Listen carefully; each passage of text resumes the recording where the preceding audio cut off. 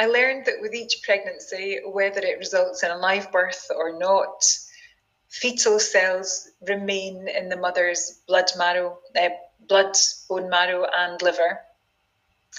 And it's thought that they can migrate to sites of injury even decades later and promote healing. It's not very well understood, but it is known to be the case. Migration for Jessie.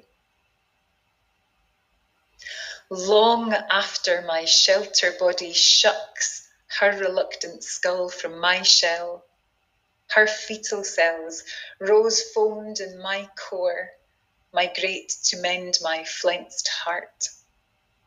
Drawn to salt tides and moon-dipped pools, she bends east with scatter light, forgets to look west where night falls last.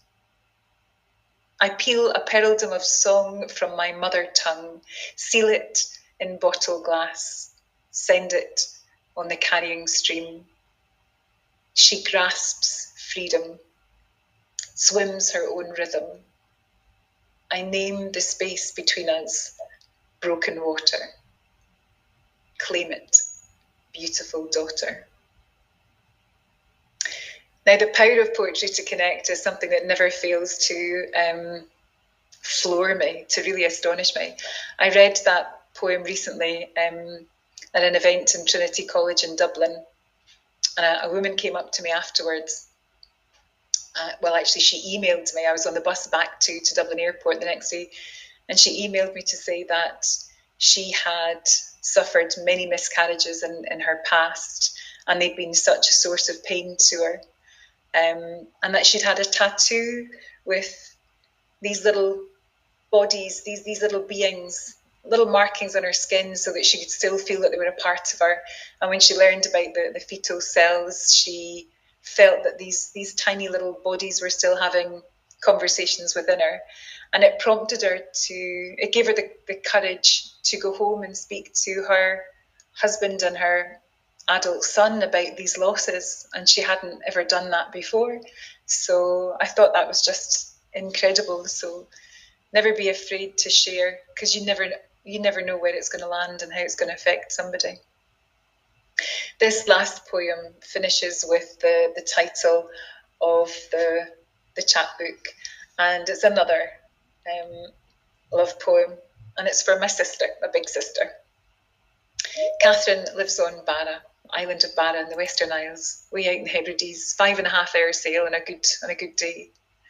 And it's a tiny wee island. So if you leave the island and you return home, especially if you've been unwell and you come back on the ferry dead, you're coming home by boat. It's your last journey home. The wind is constantly whistling around Barra, and I like to think of it as it's the sounds of those that have gone before us. They're giving us a wee song, reminding us that they're still hanging around the old fences and the old stones, the old tochtach. So this is called Last Boat Home, with epigraph by W.S. Graham, superb, long past Scottish poet. Bear these words in mind as they bear me soundly beyond my reach.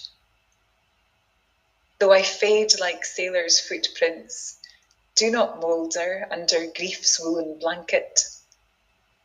When the ocean knocks at your wind-scraped door, rise to greet me, the first Atlantic bite. When Simmer Dim's lamp is trimmed bright and clear, find me trailing west, the last knuckle of light. When words freight your untilled tongue, sit by a rogue of stones at Scurrival and sing. In the bittersweet lull between 2 days, open your mouth to salted air, and I will make of you a vowel sound.